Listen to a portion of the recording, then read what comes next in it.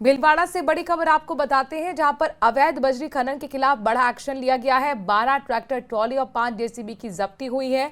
14 आरोपियों को भी डिटेन किया गया है। कार्रवाई के बाद ऐसे में बजरी माफिया में हड़कंप मचा रहा, तो इस जाहिर तौर पर बहुत बड़ी खबर कही जा सकती है। अवैध बजरी खनन के खिलाफ एक्शन पुलिस की तरफ से लिया गया है।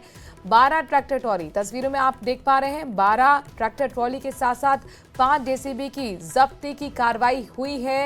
ये पूरी खबर जो है अवैध खनन से जुड़ी हुई है, अवैध बजरी से जुड़ी हुई है।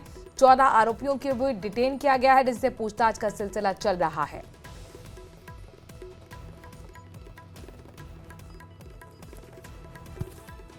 दरअसल प्रदेश के 2 अलग अलग शहरों में एसीबी का एक्शन देखने को मिला है। आपको 2 तस्वीरें दिखाने जा रहे हैं। पहली तस्वीर आपको दिखाएंगे राजधानी जयपुर की है। यहां पर एसीबी ने जेईएन बलदेव चौधरी और तकनीकी सहायक सुरेश बैरवा को ट्रैप किया। दोनों घूसखोर को 60,000 की रिश्वत लेते हुए ट्रैप किया गया है। बताया जा रहा है कि मकान में बिजली कनेक्शन दिलवाने की एवज में मांगी गई थी 70,000 रुपए की रिश्वत। और ये दूसरी तस्वीर झुंझुनू की है। यहां एक पटवारी को 8,000 की रिश्वत लेते हुए गिरफ्तार किया गया है। पटवारी ने पैमाइश के एवज में 18,000 की रिश्वत मांगी थी।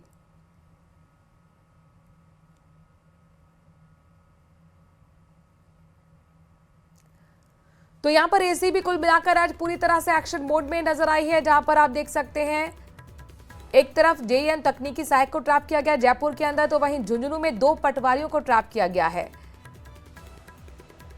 रिश्वतखोरों के खिलाफ एसीबी का यह बड़ा एक्शन कहा जा सकता है।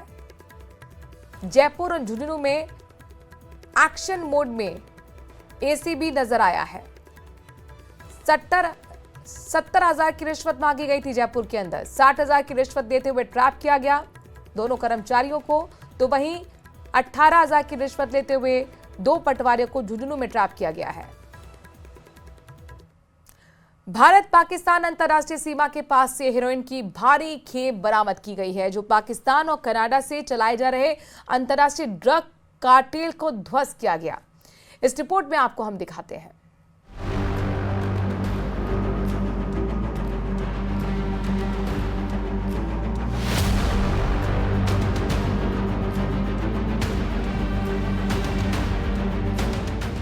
इंटरनेशनल ड्रग कार्टेल ध्वस्त, जेल से चल रहा था नेटवर्क, पाकिस्तान कनाडा से जुड़े तार।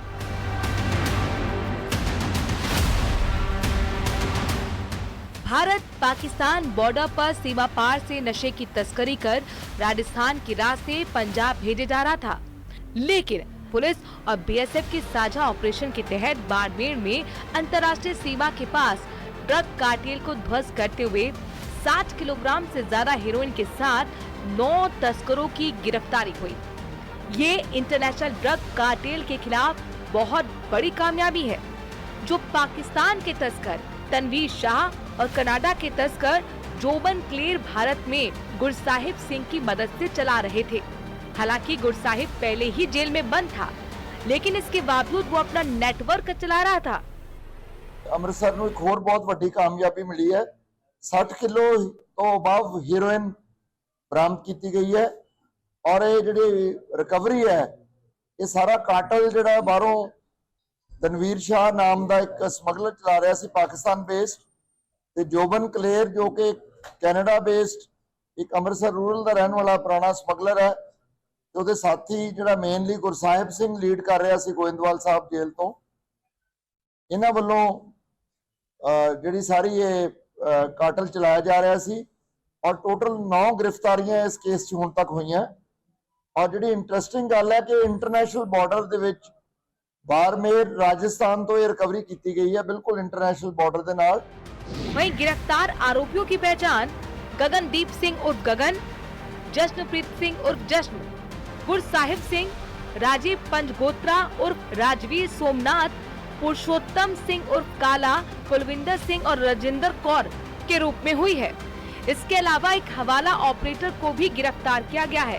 ये नौजवान उस खेप को उठाने जाते थे, एक दूसरे को ये लोग जानते भी नहीं थे। वहीं इन तस्करों में से एक आरोपी युवक दिल्ली बम ब्लास्ट का भी आरोपी है, जिसका नाम पुरुषोत्तम सिंह उर्फ काला है। ਇਸ ਤੋਂ ਇਲਾਵਾ ਪੁਰਸ਼ੋਤਮ ਸਿੰਘ ਏਲੀਅਸ ਕਾਲਾ, ਇਹ ਵੀ ਸਿੰਬਲ ਕੈਂਪ ਜੰਮੂ ਦਾ ਰਹਿਣ ਵਾਲਾ ਔਰ 50 ਸਾਲ ਦੀ ਉਮਰ ਹੈ। 32 ਕਿਲੋ RDX ਜਿਹੜਾ ਕਿ 2000 ਦੇ ਵਿੱਚ ਦਿੱਲੀ ਬੰਬ ਬਲਾਸਟ ਹੋਏ ਸੀ पहाड़गंज, ਉਸ वांटेड है, ट्रक ड्राइवर का काम करता है।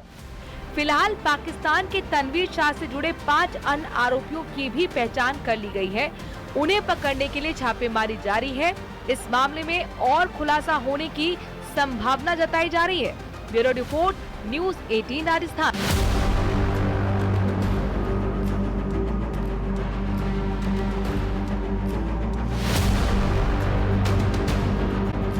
झालावाड़ से ब्रेकिंग न्यूज आपको बताते हैं, जहां पर महिला सहित 2 बच्चों के कुएं में शव मिलने से सनसनी फैल गई है। सुनेल थाना क्षेत्र के दुबलिया गांव के पास कुएं में शव मिले। ग्रामीणों ने पुलिस की मदद से शवों को बाहर निकाला और सुनेल अस्पताल मोर्ची रखवाया गया है। मृतका राम भरोस भाई और बच्चों प्राची और भूनू के शव मिले हैं। प्राइमा फेसी पुलिस को ये सुसाइड का मामला लग रहा है। कल सुबह सुनील थाना पुलिस मेडिकल बोर्ड से पोस्टमार्टम कराएगी, तब जाकर असली वजह सामने आ पाएगी। लेकिन ये दर्दनाक खबर कही जा सकती है, दिल तोड़ने वाली खबर कही जा सकती है। 2 बच्चे हैं, एक मां है और तीनों के शव कुएं से बरामद किए गए हैं। हालांकि प्राइमा फेसी से सुसाइड का मामला माना जा रहा है, लेकिन क्या कुछ और एंगल भी है, आशंका है, समझने के लिए तुरंत से हम बात करते हैं। हमारे संवाददाता झालावाड़ से जुड़ गए हैं। तरुण, बताइए इस खबर को लेकर आपके पास क्या जानकारी है और पुलिस क्या कहती है? जी बिल्कुल, दिल दहला देने वाली ये खबर है। झालरापाटन के निवासी अनिल अपनी पत्नी राम भरोस बाई और 2 बच्चे, जिसमें एक बेटी है प्राची और 1 वर्ष का बेटा है भूरू, इनके साथ वे अपने जो खेत कुआ है सुनेल थाना क्षेत्र के दुबलिया गांव में, वहां वे आज गए थे। उसके बाद में अनिल कुछ सामान लेने के लिए बाजार चले गए और पत्नी और दोनों बच्चे खेत पर ही थे।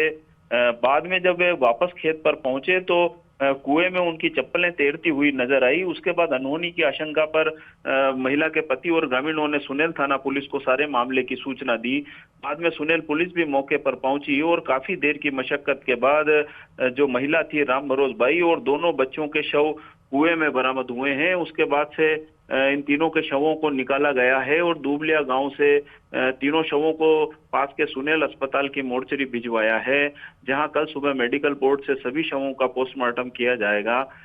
पुलिस के अनुसार जो सारा मामला है प्रथम दृष्टया आत्महत्या का लग रहा है, लेकिन ये आत्महत्या क्यों क्या की है? पति से अब तक बातचीत हुई है, उसका क्या कुछ कहना है?